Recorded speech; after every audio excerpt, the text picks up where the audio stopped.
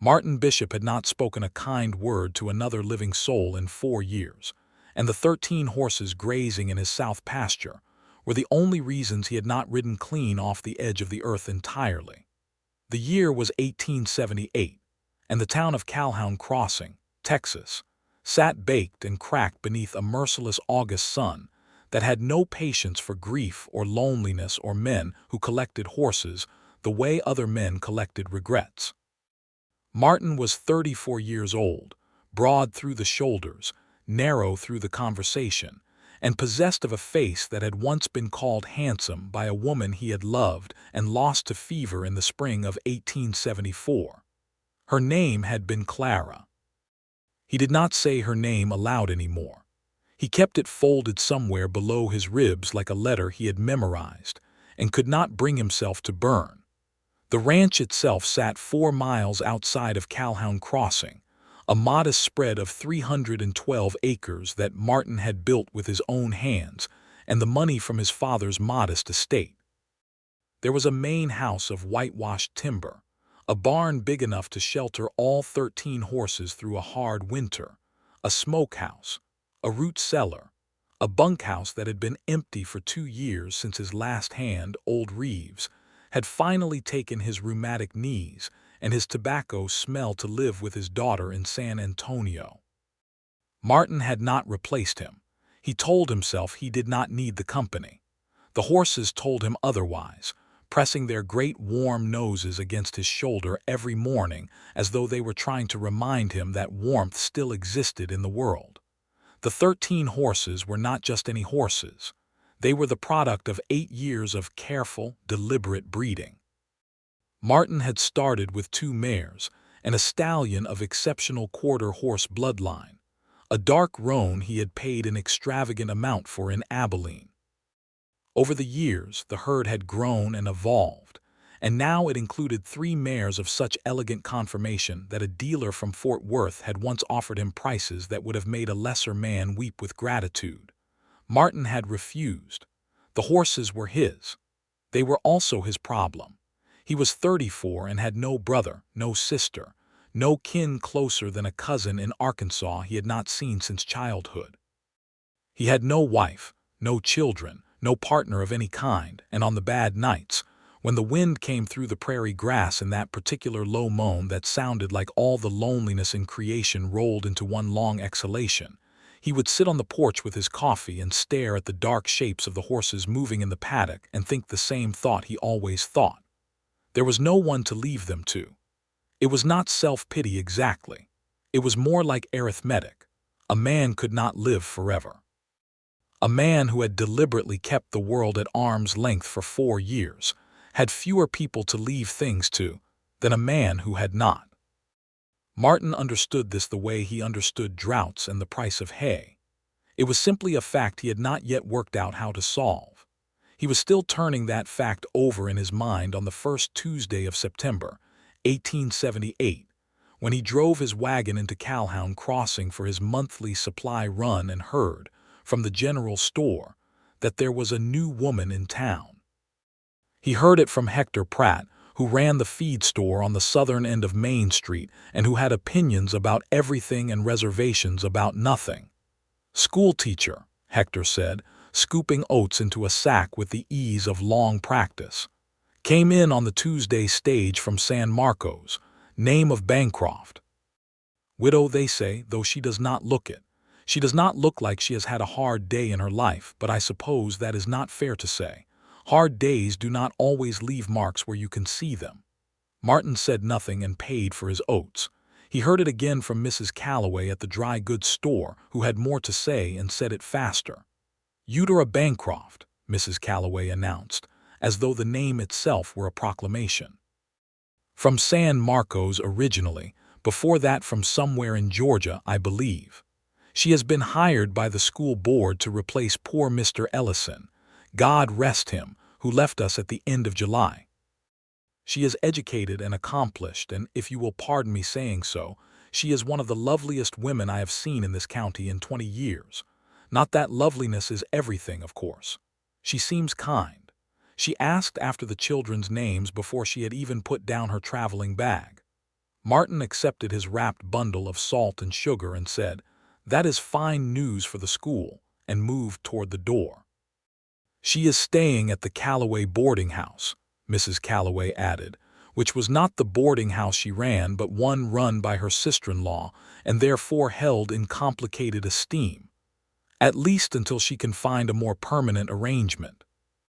Martin nodded and went back to his wagon. He did not think about Eudora Bancroft on the drive home. He thought about the roan mare, Duchess, who was due to foal within the month, and about whether the south fence needed replacing before winter, and about the fact that he had 17 pounds of coffee now and had only intended to purchase 10. He had been distracted at the store. He did not examine why. Duchess foaled on a Wednesday, 2 weeks after the conversation at the dry goods store, and she did it with the characteristic difficulty that had Martin sleeping in the barn for 3 nights running. The foal was a filly, small and dark and furious from the first breath, and Martin found himself talking to her in the low, steady voice he used for horses and almost never for people. He told her she was fine. He told her she was going to be something remarkable. He told her that the world was difficult but navigable if you kept your feet under you. The filly looked at him with the enormous, liquid dark eyes that newborn horses have. Eyes that seem to contain some ancient wisdom that they will forget once they learn to run, and Martin felt the familiar ache move through him like weather. He was cleaning up after the difficult birth, the lantern throwing gold light across the straw, when he heard the barn door open. He turned and he saw her. She was standing in the entrance of the barn with her hand still on the door latch, and the early morning light came in behind her and made her edges uncertain in a way that was more honest than poetic, because the sun was just breaking and she had clearly come some distance on foot and her hem was dusty and she looked surprised to find him there, though of course it was his barn. She was perhaps 30 years old or thereabouts. Tall for a woman of that era, with dark auburn hair that she wore pinned up in a practical way that did not entirely succeed in taming it. She had a wide, clear face, the kind that people in an earlier century might have called handsome rather than pretty, meaning it had architecture, meaning it would look the same at 60 as it did today and people would admire it more, not less. Her eyes were a peculiar light brown that came close to amber in the lantern light, and her hands, Martin noticed, were pressed together in front of her in a way that was not quite prayer but was somewhere in the neighborhood of careful. She said, "I am so sorry to intrude. I was told by one of your neighbors, the Garrity farm, I believe, half a mile back, that there was a ranch here with horses, and I confess I am not in the habit of visiting strangers before breakfast, but I saw the light in the barn and I heard the sounds that a foaling makes, and I could not quite make myself stay on the road." Martin looked at her for a long moment. "You know what a foaling sounds like," he said. "My father raised horses in Georgia until I was 12, she said. "Before the war changed the nature of everything. I have loved horses my whole life and had very little occasion to be near them in recent years." Martin looked down at the filly who was already attempting the uncertain business of standing. He looked back at the woman. "Eudora Bancroft," he said. It came out with more certainty than he had intended, as though he had been saying her name to himself without knowing it. She blinked. "Yes, though you have the advantage of me." "Martin Bishop," he said. "This is my ranch. That is Duchess and that is her filly, not yet 4 hours old." Eudora Bancroft crossed the barn floor in 3 steps, and he saw then why he had noticed her hands. She moved them with a specific, deliberate gentleness, coming around the side of the stall with one hand extended, palm down, so that Duchess could smell her before she touched. The mare, who was exhausted and protective and not inclined to welcome strangers, nonetheless lowered her nose to Eudora's hand and breathed there for a long moment. "She is beautiful," Eudora said softly, and Martin could not tell if she meant the mare or the filly. "She had a hard night," Martin said. "The filly was turned. But they are both well, both well." Eudora crouched down, and this was the thing Martin would remember for the rest of his life. She crouched in the straw of his barn in her good traveling dress, and she reached out and touched the filly's nose with 2 fingers, the absolute lightest possible touch, and the filly stopped her wobbling attempt at standing and turned toward the touch as naturally as a flower turning to light. "May I ask," Eudora said, still looking at the filly, "how many horses you have?" 13, Martin said. "Until this morning 12.5, she laughed. He had not expected that laugh, and it landed somewhere in his chest like a thrown stone landing in still water, the ripples spreading outward before he could stop them. 13 horses, she said. That is a serious endeavor. It is, he said. Have you had breakfast? He had not meant to say that. He said it and could not unsay it, and stood there in the lantern light of his barn, feeling suddenly very aware of the fact that he had straw on his boots, and had not shaved in 4 days, and had not invited a woman into his home in longer than he cared to calculate. Eudora Bancroft looked up at him with those amber-brown eyes, and there was something in her expression that he could not immediately name, not surprise exactly, more like recognition, the way a person looks when they hear a word in a foreign language that sounds almost like something in their own. "That is very kind," she said, "but I should not impose. I am already trespassing on your morning." "You helped me watch a filly come into the world," Martin said. "Breakfast is the least I can offer." She looked at the filly for another moment, and the filly had now accomplished the improbable task of standing on all 4 legs, and was swaying there with an expression of absolute determination on her small dark face. And Martin saw Eudora's expression shift into something purely unguarded and delighted. And that was, if he was being accurate with himself, the precise moment his carefully maintained solitude began to develop cracks. They ate breakfast at his kitchen table, which was large enough for 6, and which Martin had eaten alone at for years. He made coffee and fried eggs and opened a tin of peaches, because it was what he had, and also because he did not want her to think the larder was as sparse as it was. She ate with good appetite and without excessive apology, which he appreciated. Some women of that time felt they had to perform delicateness at meals, as though eating was something a respectable woman did only reluctantly. Eudora Bancroft ate her eggs and drank her coffee and accepted a second cup without being asked twice. She told him she had come to Calhoun Crossing to teach at the schoolhouse, which he already knew. She had been a teacher in San Marcos for 3 years, and before that she had been married briefly to a man named Terence Bancroft who had died of a riding accident when they had been married 18 months. She said this simply, without either dramatizing it or diminishing it, the way a person talks about a wound that has healed. It still shaped the landscape of her, but it did not bleed when she touched it. Martin said, "I am sorry for your loss." "Thank you," she said. "And yours. You have the look of a man who has had one." He looked at her across the table. Most people did not say that to him directly. Most people in Calhoun Crossing knew about Clara in the way small towns know things, which is to say they knew the shape of the absence without asking about its contents. "My wife," he said. 4 years ago. Fever." "I am sorry," she said, and the way she said it was different from the way people usually said it. Most people said it and looked away, as though grief were something impolite to look directly at like the sun. Eudora Bancroft said it and kept her eyes on him, steady and honest, the way a person stands in wind. He said, "She would have loved that filly." And that, too, came out without his permission, and it was more than he had said about Clara to anyone in 4 years.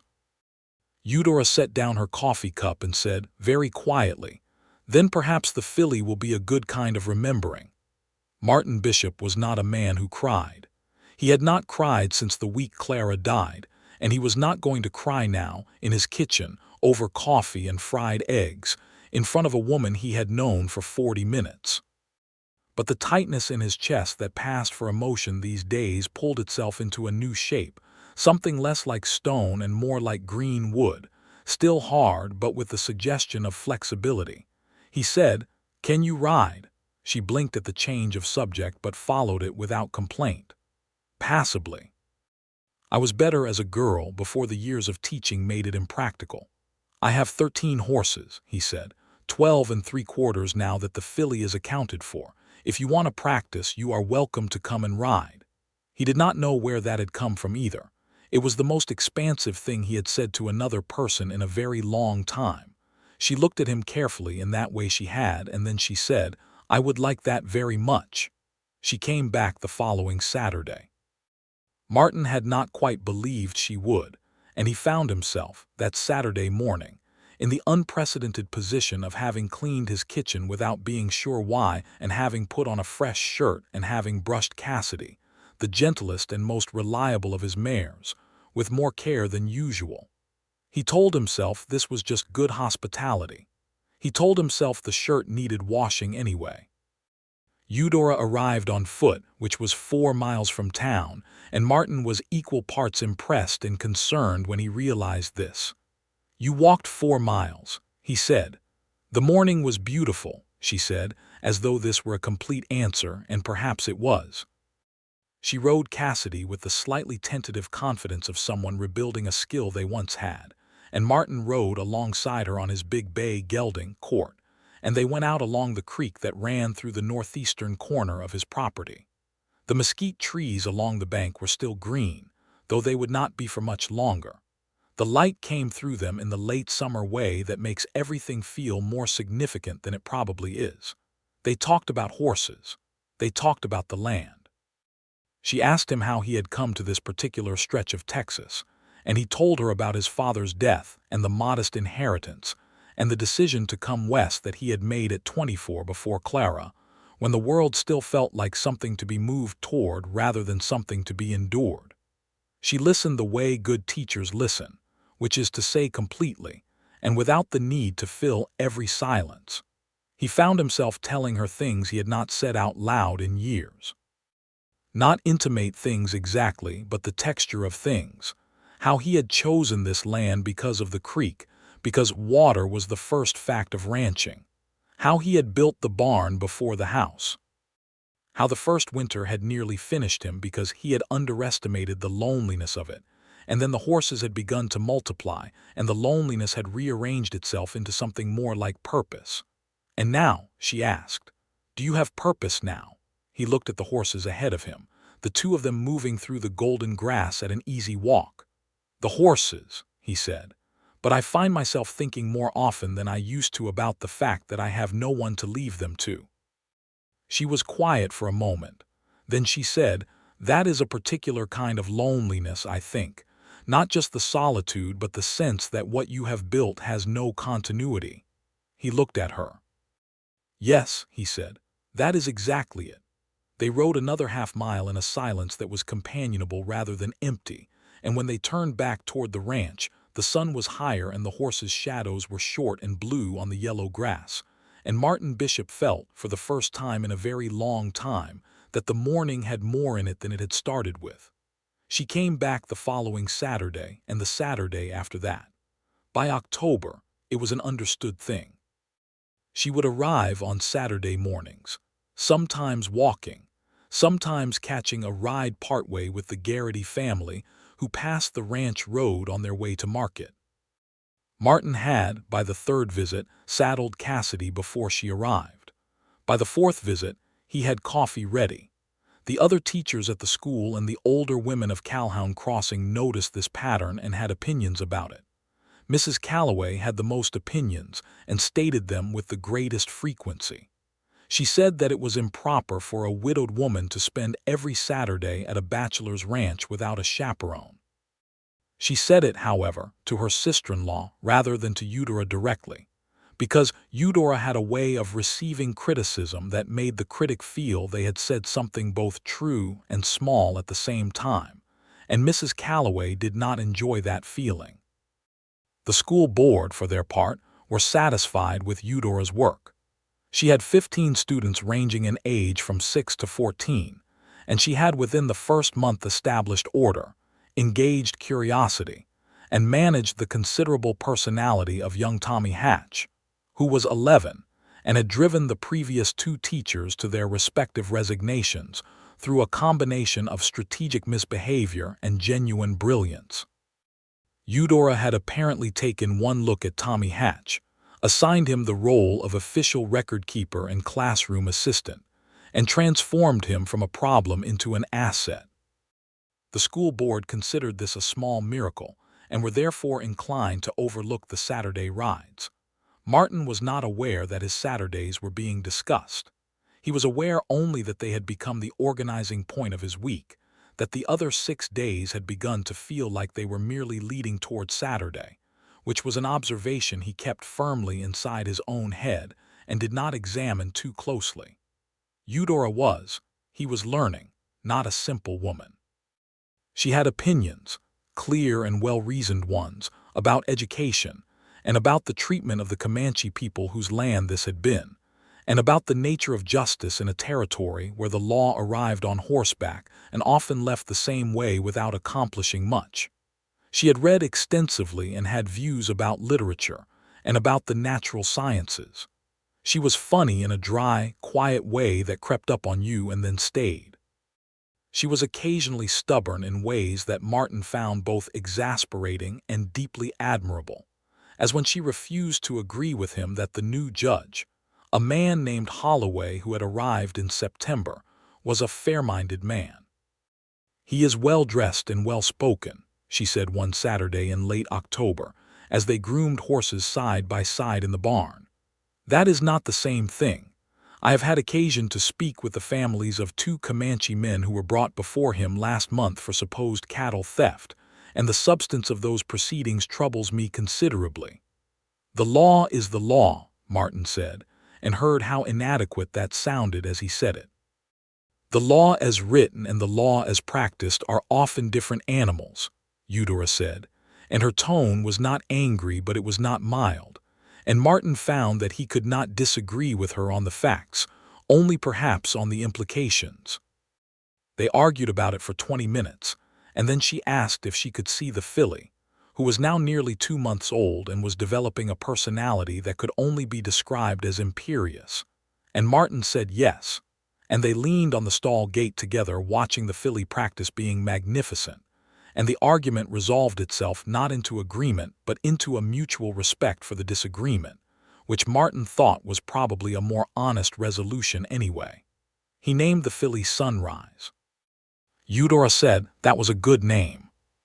He said he had named her after the morning he had met Eudora in the barn, and then he looked at the filly very intently and said nothing else, and Eudora said nothing either, but when he glanced at her, she had a particular expression that was almost a smile and was not quite one, and he thought that she understood what he had not quite said. In November, the first blue norther came through and dropped the temperature by 40 degrees in 6 hours, the way Texas northers do, with no apology and no warning. Martin spent 2 days securing his property, patching a gap in the barn wall that he had been meaning to address since August, moving extra hay from the north pasture, checking every fence line with the thoroughness that cold weather demands. On the 2nd day, when the wind was making the kind of sound that banished any thought of being outdoors for pleasure, he found himself at his kitchen table after supper with a piece of paper and a pen, and he wrote a letter. He wrote it 3 times before he kept one version. The first version was too formal, the kind of thing a man writes when he is pretending he is not terrified. The second version was too familiar, and he burned it in the fireplace. The third version said what he meant, which was that he had very much enjoyed her company over the past months, and that he hoped she would be willing to continue it, and that he thought perhaps they might, if she was agreeable, spend some of their time together in a context other than the ranch on Saturday mornings, meaning that he was asking if she would have dinner with him at the hotel in Calhoun Crossing when the weather permitted. He sent it with the Garrity boy, who went to school and would therefore see Eudora, and spent 2 days in a state of distraction that caused him to fill the water trough twice and forget about it both times. Her reply came back with the Garrity boy on a Thursday and said, in handwriting that was neat and slightly forceful, the way her speech was, she would be very glad to have dinner with him, and she did not see any reason to wait for the weather to improve, as she was not made of sugar and did not expect to dissolve in cold air. He laughed when he read that, alone in his kitchen, in a way that startled the dogs he did not have and echoed in the empty rooms, and the echo was not as hollow as he had thought it would be. They had dinner at the hotel on Friday, November the 15th, 1878. The hotel dining room was the most formal establishment Calhoun Crossing could offer, which was not Paris, but it had tablecloths, and it had a cook who had learned his trade in New Orleans before circumstances had brought him to West Texas, and the food was therefore better than the surroundings might have suggested. Eudora wore a dress he had not seen before, dark green wool, and her hair was up in the more elaborate way of an evening rather than the practical way of a Saturday morning. She looked, he thought, like someone who was trying not to look like they had made an effort, which meant she had made a considerable one, and he found this endearing in a way he could not have explained. He had shaved properly and found his better coat and cleaned his good boots. She noticed. She did not say anything about it, but her eyes registered it when he came through the door of the hotel, and she registered it with the expression he had come to recognize as her equivalent of saying a thing aloud. They talked for 3 hours over dinner and coffee.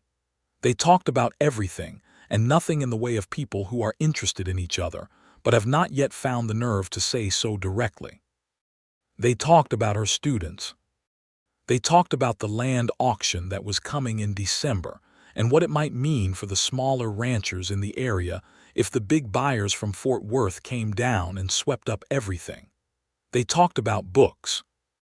He had read more than she expected, having had long winters and not much else to do, and she had read more widely than he in the areas of natural science and philosophy, and the combination made for a conversation that moved fast and turned back on itself, and never quite reached its natural end before it had to stop for the sake of the hour. He walked her back to the boarding house through cold, clear air that smelled like wood smoke in coming winter, and at the door she turned and looked at him with those amber eyes, and he wanted, with a sudden fierceness that surprised him, to say something that would make her understand what these months had meant to him. He did not say it. He said good night and that he had very much enjoyed the evening. She said she had too, and she said it warmly, and then she went inside. He walked back to where he had hitched court and rode home in the dark, and the night was full of stars, the way Texas nights are in November when there is no cloud, and he thought about the fact that he was 34 years old and had spent 4 years convinced that the better parts of his life were behind him, and he was not sure that was true anymore. December brought the land auction, and the news that a buyer from Fort Worth named Eudora Comstock had purchased the Hadley spread north of Martin's property, 3,000 acres, and intended to run cattle on it in quantities that made the smaller operations nervous. Comstock himself arrived in Calhoun Crossing in the second week of December, a large, loud man with an aggressive friendliness that Martin distrusted on instinct. Comstock came to Martin's ranch unannounced on a Tuesday, arrived on a good horse with 2 men behind him, and looked at the horses in the south pasture with the specific expression of a man calculating value. 12 horses, Comstock said. 13 including that young dark filly, I am told. That is right, Martin said. He had come out of the barn when he heard the hooves, and he stood in the yard with his arms loose at his sides, which was his version of being guarded. I would buy the whole lot, Comstock said. Name your price. I need remounts for my operation, and I have heard your stock is the best in the county. Martin looked at Comstock's 2 men, who were watching him with the blank patience of hired men who have heard their employer make offers before. He looked at Comstock. They are not for sale, Martin said. Comstock's friendliness did not disappear, but it rearranged itself into something more pointed. Everything is for sale at the right price, Bishop.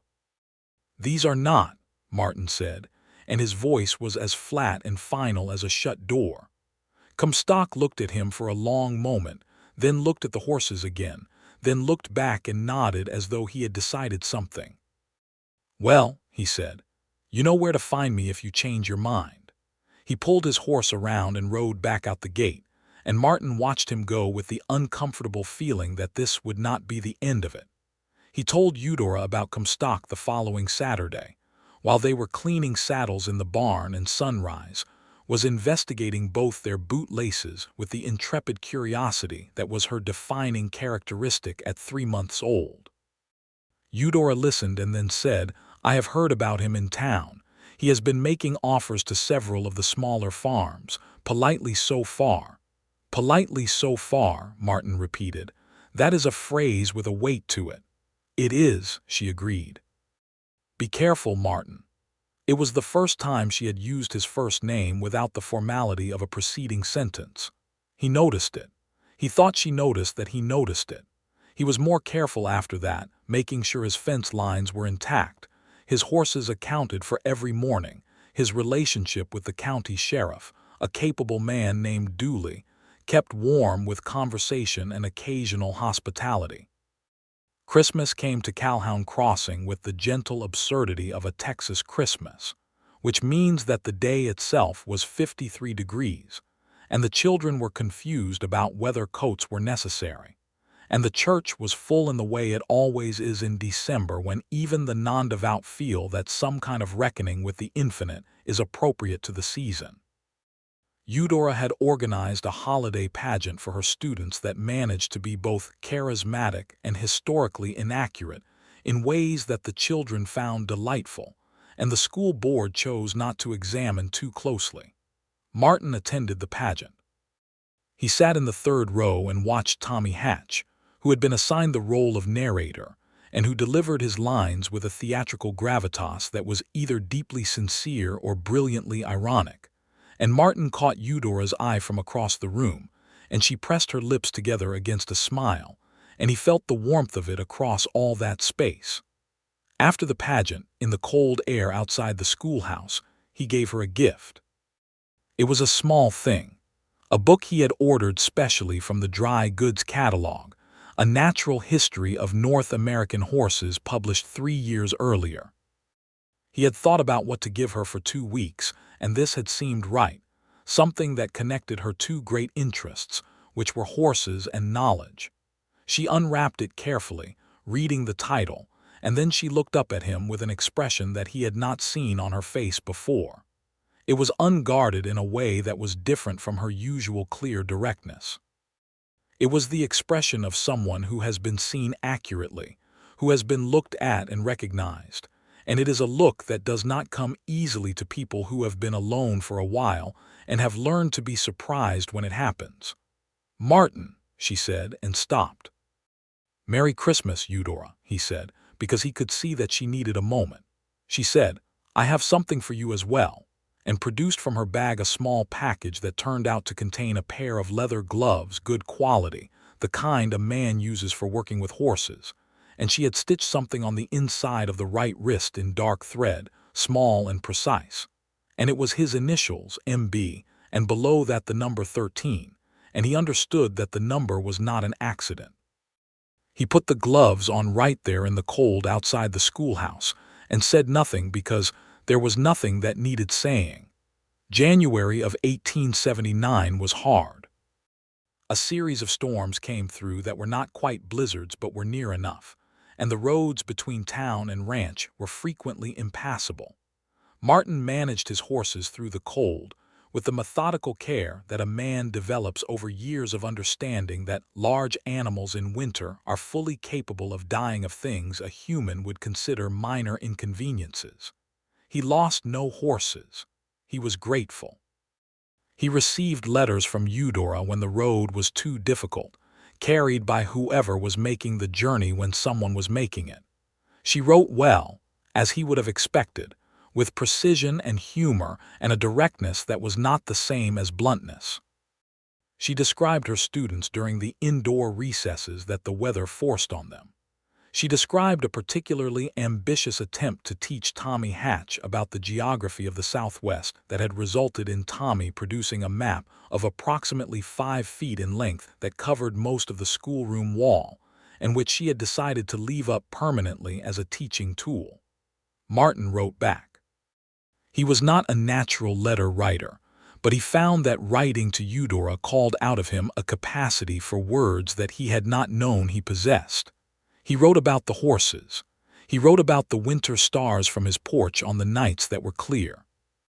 He wrote, in one letter, about Clara, more than he had written or said to anyone, and he was not sure why he did it except that it felt dishonest not to, as though he were moving towards something with Eudora and needed to be fully present in order to do it honestly, which meant acknowledging all of what had come before.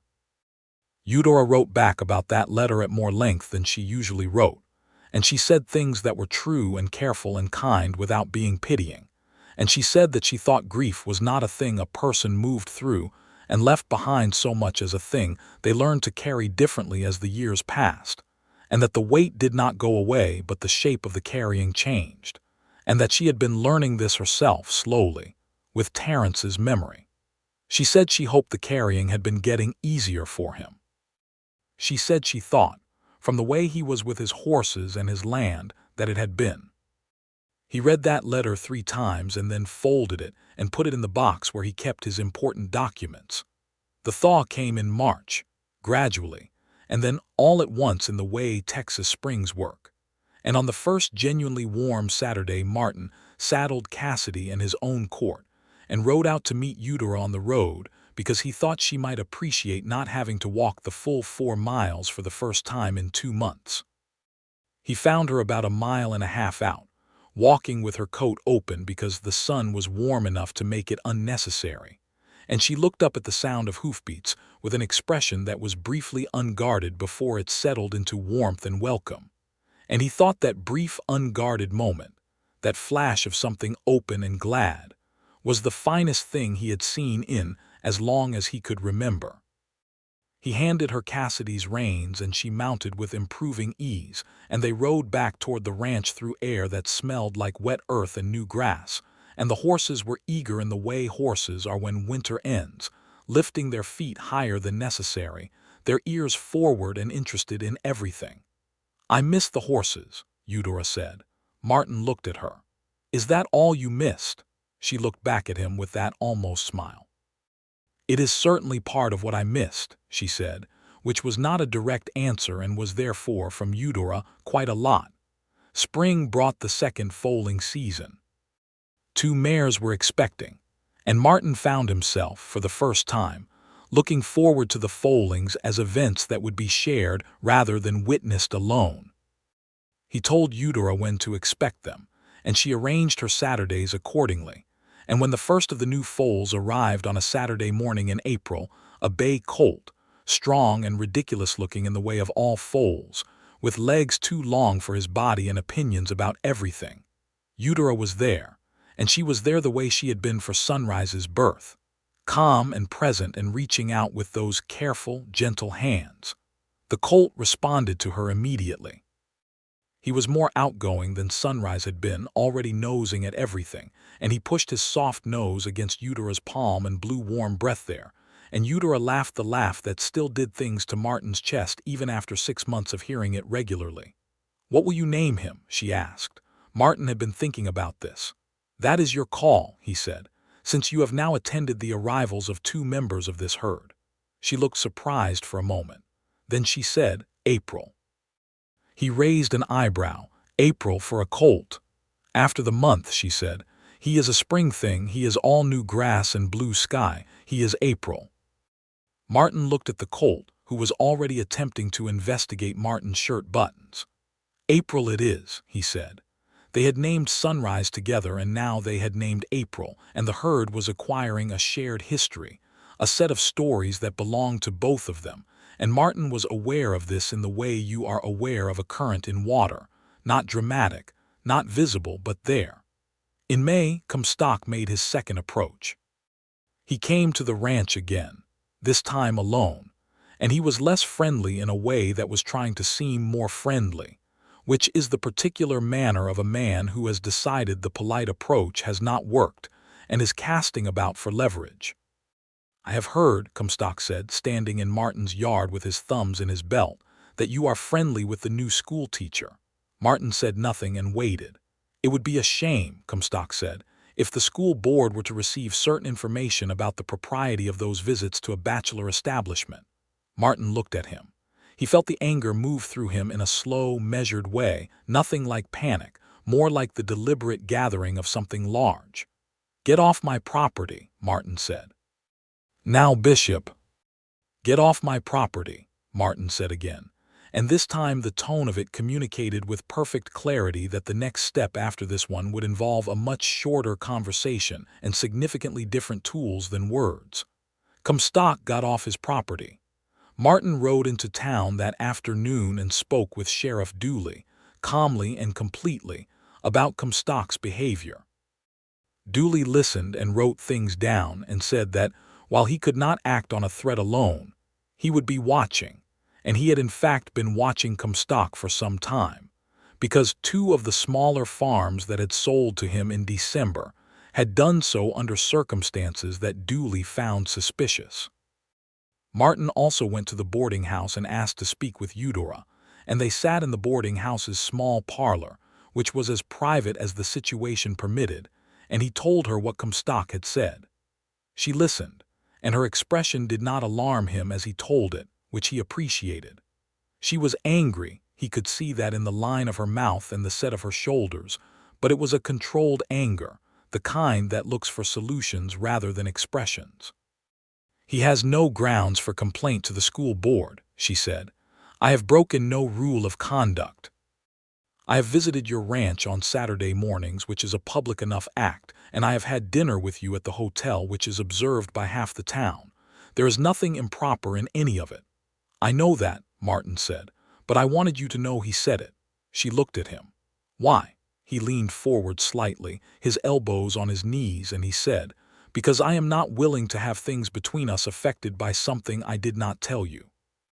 And because I think we need to talk about what is between us, Eudora, because I have been being careful about it for 6 months, and I am finding it increasingly difficult to continue." The parlor was quiet. Outside, someone was driving a wagon down the main street, and the sound of the wheels on the dry earth came in through the window and then passed. Eudora looked at her hands for a moment. Then she looked up at him. "I am also finding it difficult," she said. "I have been very careful because I did not want to mistake friendship for something more, and I did not want to assume that what I feel is shared."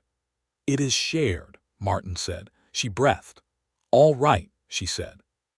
"I am not a man who talks easily," Martin said, "but I want to be clear. I have spent 4 years building a life that I was building for no one in particular, and then I found a woman with gentle hands who walked into my barn before breakfast and charmed a newborn filly, and I have not quite been the same since. I am 34. I have 13 horses and a 300-acre ranch and no one to share any of it with, and I would very much like that to change. I am asking you, Eudora. I am asking you to let me court you properly, with every intention of asking you to marry me when enough time has passed that I am sure you are certain." She was quiet for long enough that he had time to feel the full weight of what he had just said. Then she said, "And how much time is enough?" He said, "I think we will know." She said, "I think you are right." And then she said, "Yes, Martin, you may court me properly." He did. The summer of 1879 was the summer that Calhoun Crossing would talk about for years afterward, not because of Martin Bishop's courtship of the schoolteacher, though that was discussed plenty, but because of what happened with Comstock and the water rights and the ultimately unsatisfying but morally gratifying resolution thereof. What happened was this. Comstock, having failed to buy out Martin's horses through 2 direct offers, and having found his attempt at social pressure unwelcome, moved to a different strategy, which was to attempt to divert the creek that ran through the northeast corner of Martin's property. The creek was fed from a spring on what was now Comstock's land, and he hired engineers to look at the possibility of redirecting it. And when word of this reached Martin in June through a ranch hand who had briefly worked for Comstock before finding his methods distasteful, Martin went back to Sheriff Dooley. The water rights dispute went to the county court in July, and it was here that Judge Holloway, whom Eudora had been skeptical of from the beginning, turned out to be more of a fair-minded man than Martin had given him credit for, and somewhat less than Eudora had feared. Holloway ruled that water rights along the creek were prior appropriation, meaning that Martin's established and documented use of the creek water for 8 years predated Comstock's ownership of the upper land and could not be legally interfered with. Comstock appealed. The appeal went nowhere. Martin told Eudora the result on a Saturday afternoon, sitting on his porch in the July heat with sweet tea that Eudora had made from the mint she had started growing in a pot near his kitchen window. "You were right about Holloway," Martin said. "He is fair-minded mostly." "I said he was not necessarily fair-minded merely because he was well-dressed," Eudora said. "The ruling suggests he may have merits I had not yet seen. I am glad of it. You are not going to say I told you so." "I am not that kind of person," she said, and her tone implied that this was both true and virtuous, and that he should probably acknowledge both facts. He looked at her on his porch in the summer light, with the mint plant she had brought and the sweet tea she had made and the horses moving in the south pasture and the afternoon still and golden around everything. "Eudora," he said. She turned to look at him. "I was going to wait," he said. "I said I would wait until I was certain you were certain. But I find that I am certain, and I suspect you are, and I am wasting a beautiful afternoon." She set down her glass. Her expression was open entirely in the way he had learned to look for and had come to regard as the most valuable thing he had ever been trusted with. He said, "Will you marry me?" She said, "Yes, Martin, I will marry you." He reached across and took her hand, and she turned her hand over and held his, and they sat that way in the afternoon light with the horses visible in the distance, and the mint plant on the windowsill and the creek running somewhere below the tree line. And the world was exactly the size it needed to be. They were married in October of 1879, exactly 13 months after Eudora Bancroft had walked into Martin Bishop's barn before breakfast and asked to see the foals. The wedding was at the church in Calhoun Crossing on a Saturday, because Eudora said Saturday had always been their day and she saw no reason to change it now.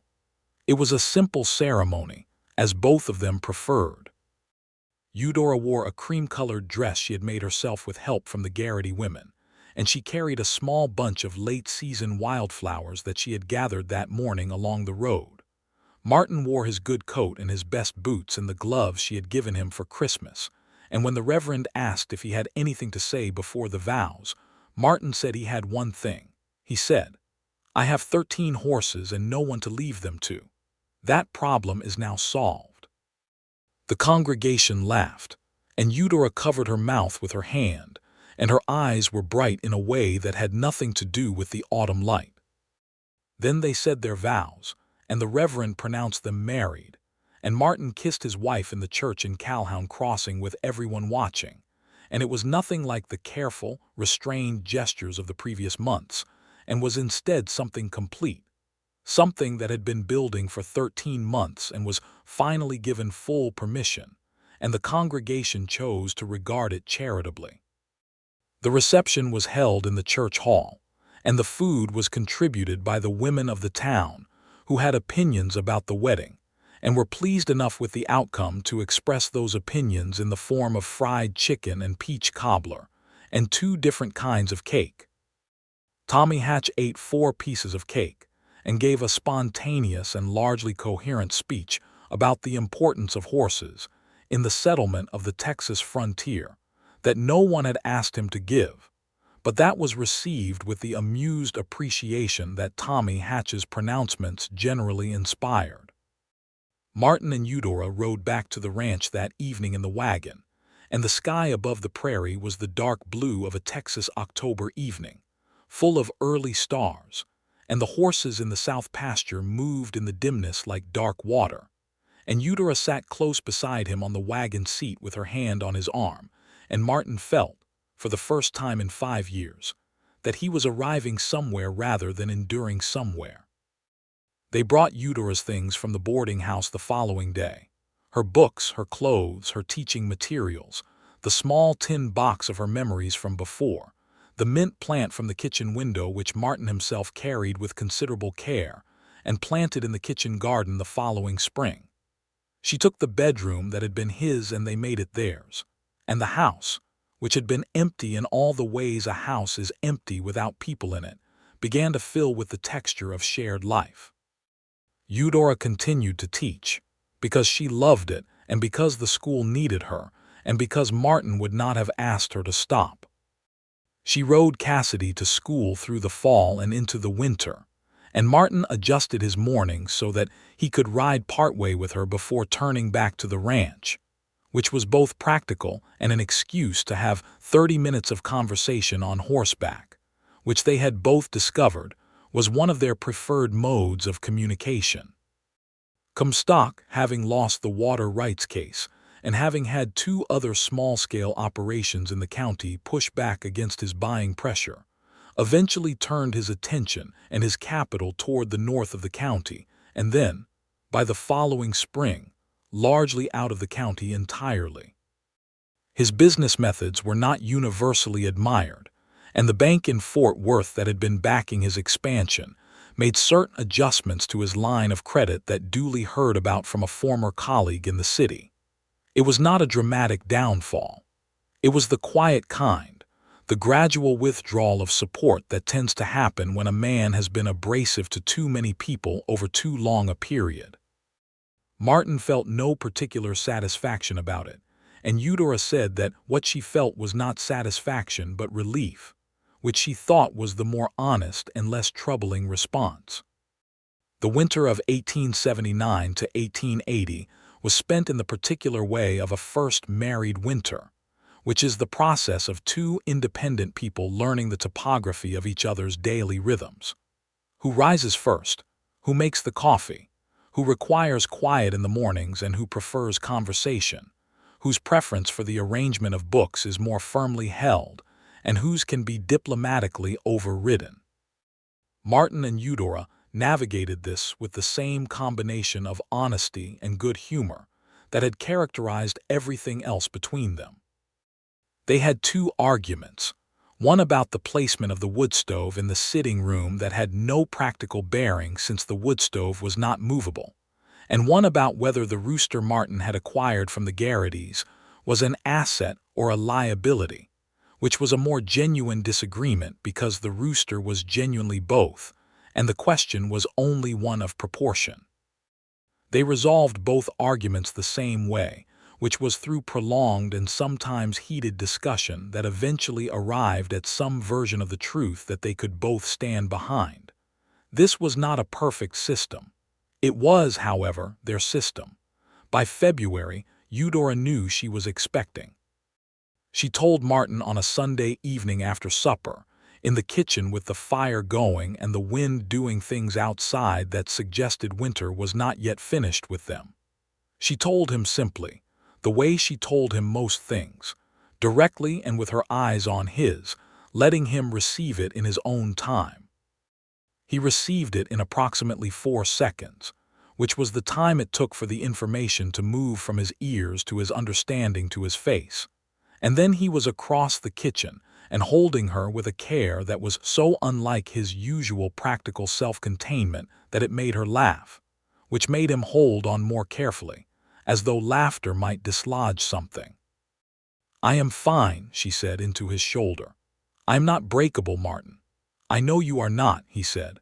"I am still going to hold you carefully for a moment." She let him. The spring of 1880 was the finest spring Martin Bishop could remember, and it was fine partly because of the practical abundance of it, the grass coming in strong, 2 more foals expected, the south fence finally replaced, and partly because of the quality of attention it had. When you know a change is coming, a fundamental rearrangement of the nature of your days, you look at things differently. You notice the morning more. You notice what you want to remember. Martin noticed the horses in the morning light. He noticed Eudora at the kitchen table grading papers with her coffee at her elbow and her hair not yet pinned up, a domestic image so ordinary and so precisely what he had been missing for 5 years that it sometimes stopped him in the doorway.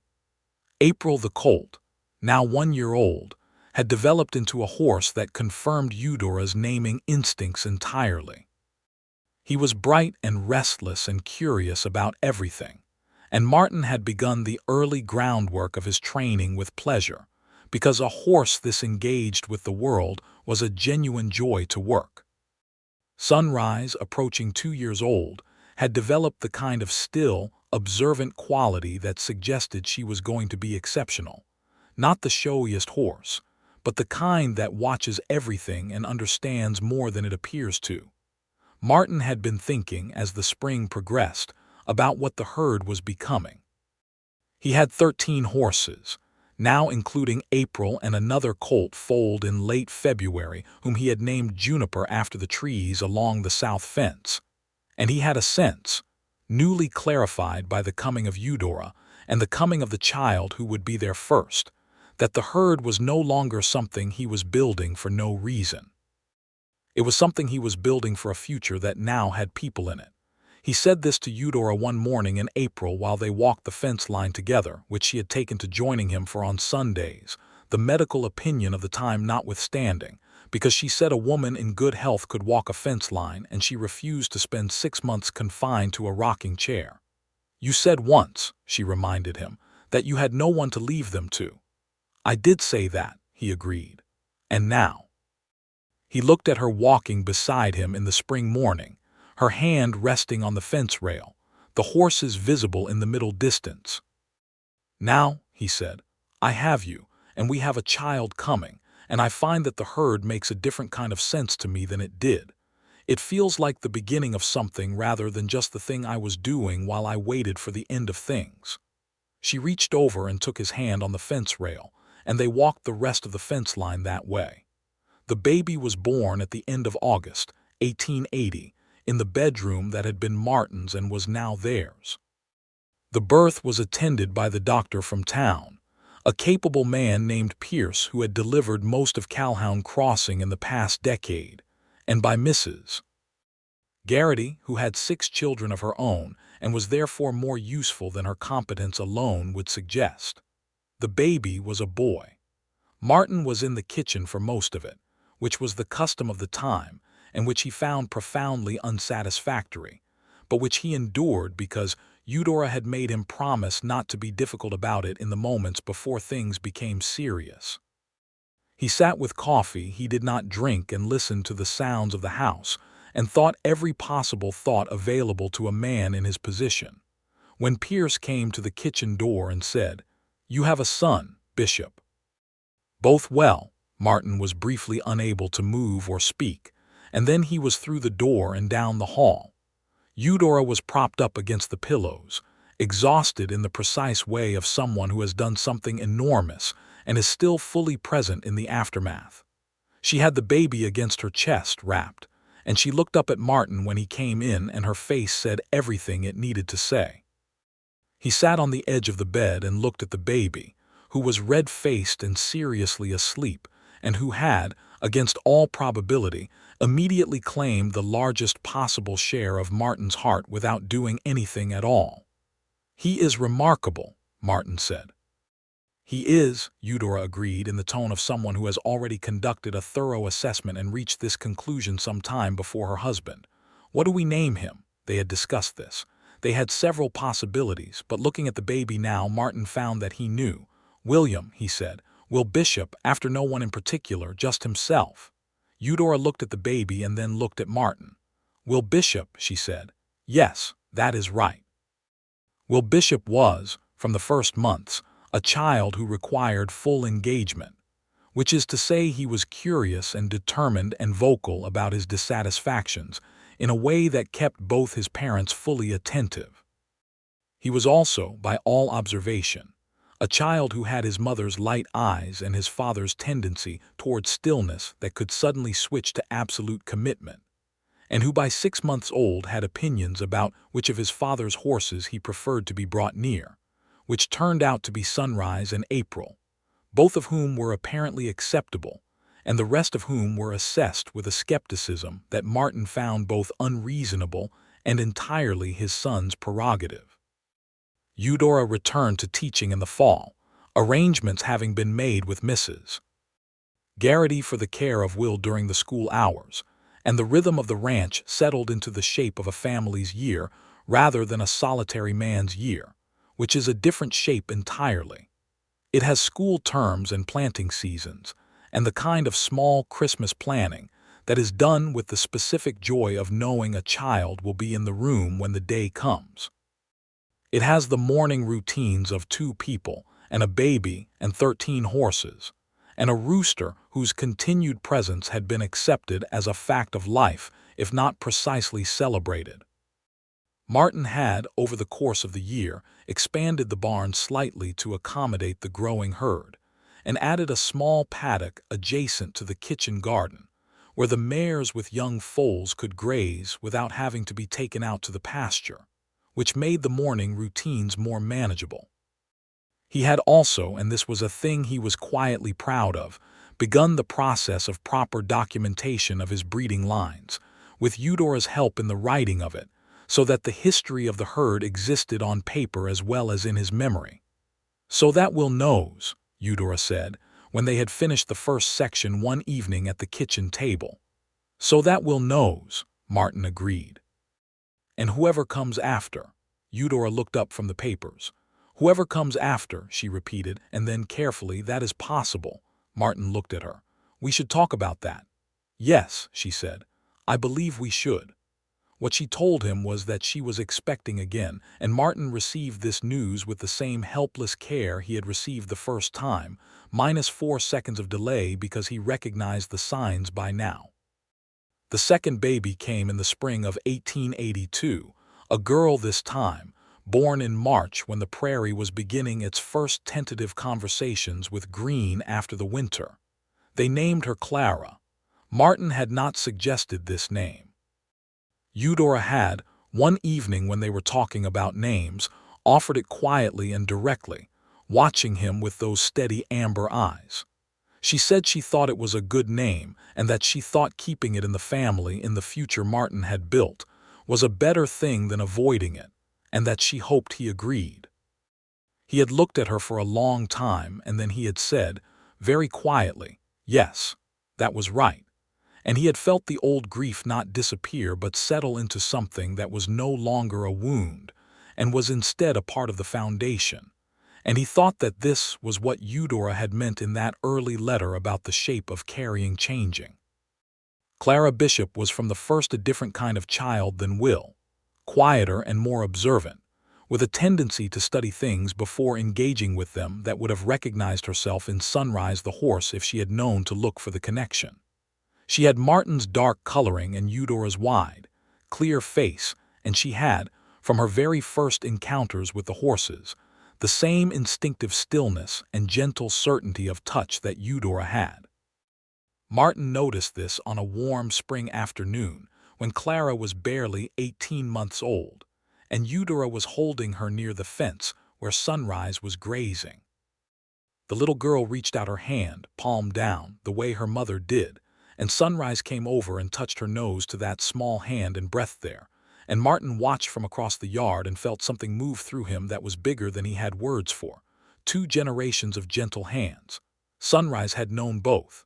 He told Eudora that evening, sitting on the porch with the evening coming in, Will asleep inside and Clara in Eudora's arms. "She has your hands," he said, "the way you reach for them." Eudora looked at her daughter and said, "I hope she keeps it. Some things should be passed down." "Everything good should be," Martin said. The years moved through Calhoun, crossing the way years do in that part of the country, with the particular weight of a land that does not hurry and does not apologize. The summers were still long, and the winters were still cold enough to be taken seriously, and the spring rains were still either exactly enough or dramatically insufficient, which is the nature of the Texas Hill Country and always has been. The herd grew and was managed and grew some more, and was sold in part when economics required and replenished when the breeding was good. By 1885, Martin had sold several horses of the highest quality to buyers in San Antonio, and once to a buyer from Mexico who had come specifically, because the reputation of Bishop Ranch stock had reached that distance, and the proceeds from those sales had allowed him to sink a proper well, repair the main house roof, and add 2 rooms to accommodate the family it now contained. Will was 5 years old by 1885, and had developed the habit of following Martin through the morning chores with the solemn focus of an apprentice who is aware that he is learning something important and does not want to miss any of it. Martin taught him the horses' names and their characters and the specific sound each one made when they were content versus when something was wrong, because that is the kind of knowledge that lives in the body rather than the mind and must be learned young. Clara, by contrast, simply appeared among the horses at whatever age she seemed to have decided she was ready, which was younger than Martin had anticipated. He found her in the barn at 3 years old, standing before Sunrise's stall with her hands on the gate and a completely serious expression on her face, and Sunrise was regarding her with the calm approval of a horse that has decided a person is trustworthy, and Martin decided not to intervene. Eudora taught school until 1884, when she made the decision to stay home with the children through their early years, and then returned to teaching in 1887, when Will was old enough for school and Clara was 5. The school board received her return with quiet relief, because the 3 teachers who had come and gone in the intervening years had been fine enough, but had lacked whatever particular quality it was that Eudora Bancroft, Eudora Bishop now. Though she kept the name Bancroft on the school door out of a sentiment, she could not quite articulate brought to the work, which was the sense that learning was not something done to children but something done with them. Tommy Hatch, who was by this time 20 years old and working on a surveying crew out of San Antonio, came back to Calhoun Crossing for a visit in the summer of 1887 and stopped by the school and left a folded note for Eudora that said, in Tommy's characteristic combination of the precise and the extravagant, "You were the first person who made me feel that what was inside my head was worth putting in order. I have not forgotten that."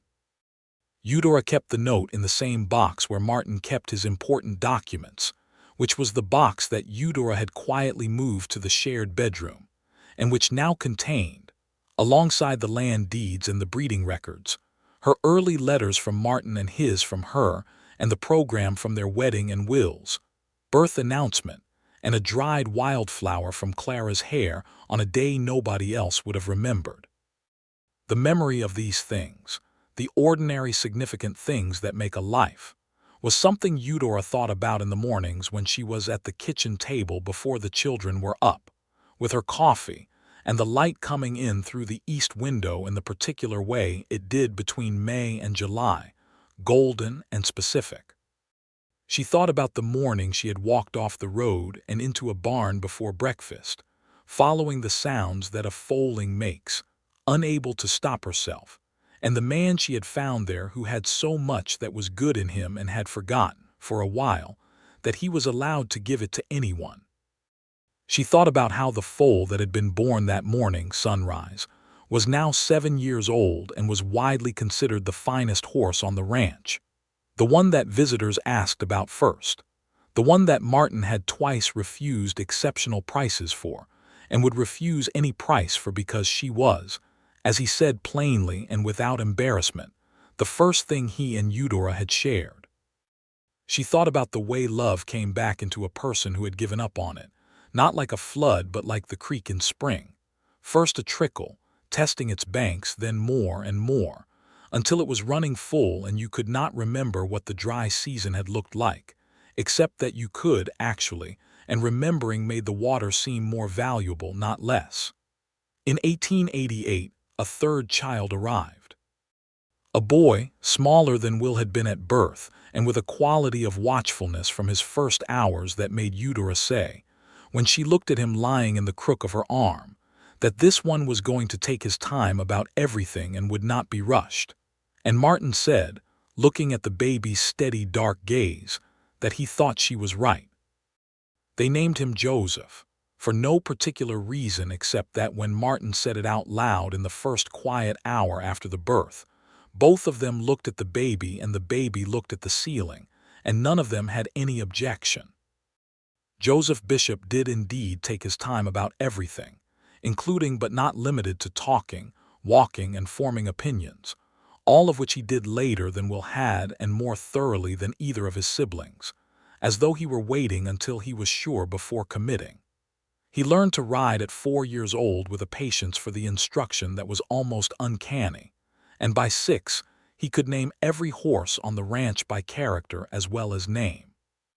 By 1890, Martin Bishop was 46 years old and had a wife he loved with the particular deep-settled love of a man who knows what absence feels like and therefore never takes presence for granted, and 3 children who were becoming people with distinct and interesting personalities, and a herd of horses that now numbered 16 because the breeding had been good, and the sales had been selective, and the quality had been consistently exceptional.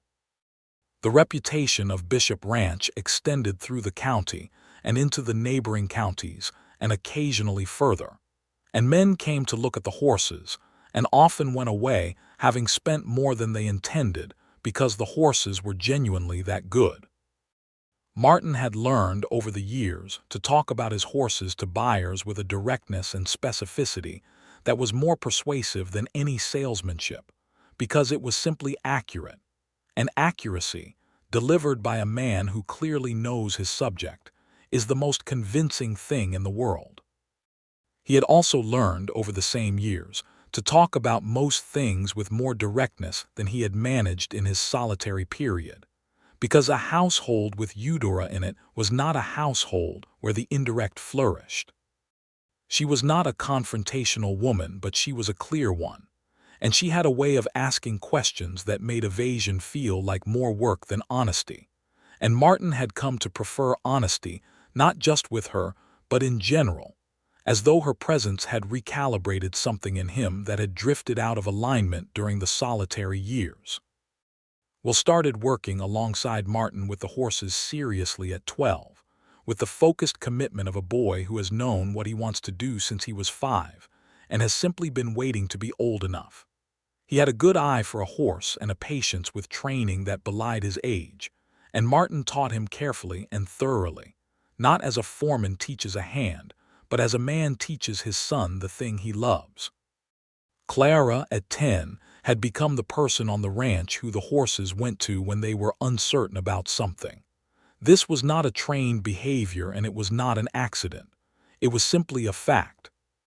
A horse that was spooked or unhappy, or in the particular kind of distress that has no immediate cause would, if Clara was anywhere in the vicinity, find its way to her. She received this role with the matter-of-fact acceptance of someone to whom it seems entirely natural, which it did, and Martin watched his daughter with the horses with a pride that was quieter than the kind he felt for Will's practical skills, and was not smaller for being quieter. He mentioned this to Eudora one evening, and she said she thought Clara came by it honestly, and Martin said he supposed she did, and Eudora looked at him with a particular expression that he recognized as the one that meant she thought he had said something true that he did not fully appreciate. He appreciated it. He appreciated all of it, he said. She said she knew. In the spring of 1892, Sunrise fell ill. She was 14 years old, which is not old for a horse of her quality, but the winter had been harsh, and she had caught something that settled in her lungs and did not shift with the usual treatments. The veterinarian who came from San Marcos, a careful man named Acaffer who had a reputation for honesty in prognosis, if not always a talent for delivering it gently, said that the lung inflammation was serious, and that the mare should be kept still and kept warm, and that the next 3 weeks would determine it. Martin spent those 3 weeks in and out of the barn with the focused attention of a man who does not pray exactly, but who directs every available intention toward a single point. Clara spent most of every afternoon in the stall with Sunrise, not doing anything particularly, just being there in the way that she was with horses who needed steadiness. And the mare's breathing, Acaffer said on his 3rd visit, was somewhat improved, and he looked at Clara with the expression of a man who is not sure what he is seeing, but is not inclined to argue with results. By the 4th week, Sunrise was eating and standing without distress and looking out over her stall gate with the alert self-possession that was her normal state, and Martin stood in the barn with his hands on the stall gate and felt, with a force that surprised him, that this was not just a horse recovering. This was the first thing he and Eudora had shared. This was the morning she had come into his barn before breakfast. This was the moment the world had resumed. He went in to breakfast that morning and said, "She is going to be all right." Eudora looked up from the stove and said, "Good." And the single word carried everything it needed to carry, because after 13 years, she and Martin had achieved the rare and valuable efficiency of two people who know each other well enough to say things completely in a few syllables. He crossed the kitchen and kissed her, and she turned from the stove and kissed him back. And the children, if any of them were observing from the doorway, chose tactfully to be elsewhere. The summer of 1892 was the summer that Will Bishop, at 12, entered his first horse at the county fair and won second prize in the quarter horse class, which is not first prize but is substantial for a boy his age with a horse he had trained himself from the age of 2.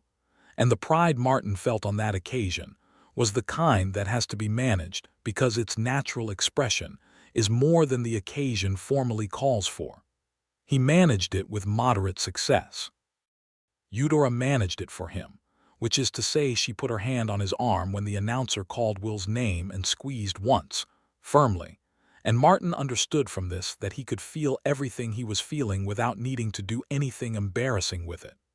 Will accepted his second-place ribbon with the composure of someone who had already decided that first place was forthcoming on another occasion and was accordingly not devastated by its current absence. He was right. He won first place the following year.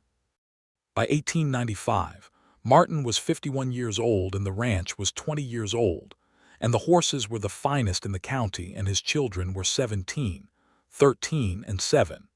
And his wife was the same woman who had walked into his barn before breakfast in September of 1878, which is to say she was 47 and had gray in her auburn hair now, and had lines around her eyes from a life lived in the sun and in laughter, and she was.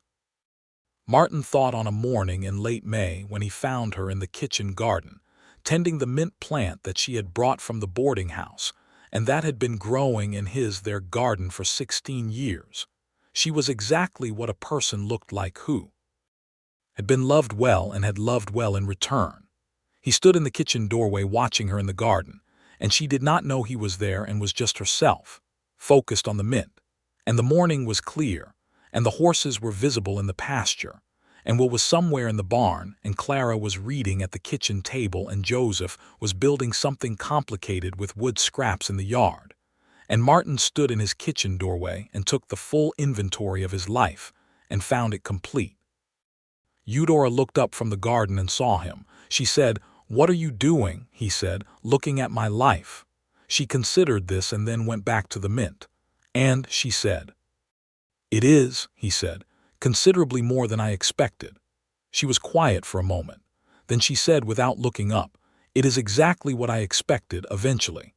I was just not sure it would take a barn and a foaling before breakfast to get us there." Martin laughed. It was his real laugh, not the polite kind and not the surprised kind, but the full, unguarded kind that sounded different in his body than it had before she came, because before she came it had very rarely needed to happen. Eudora looked up at the sound of it and smiled, and the smile was the same one that had first moved through his chest in that barn in September of 1878, but it had 17 years of history in it now, and was consequently about 100 times more powerful. He walked out into the garden and stood beside her, and she handed him the herb scissors without being asked.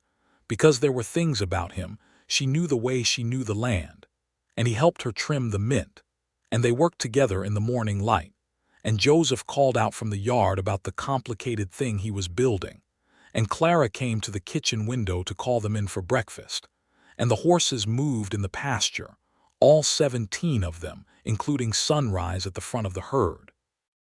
Gray around the muzzle now, and still the finest thing on the property.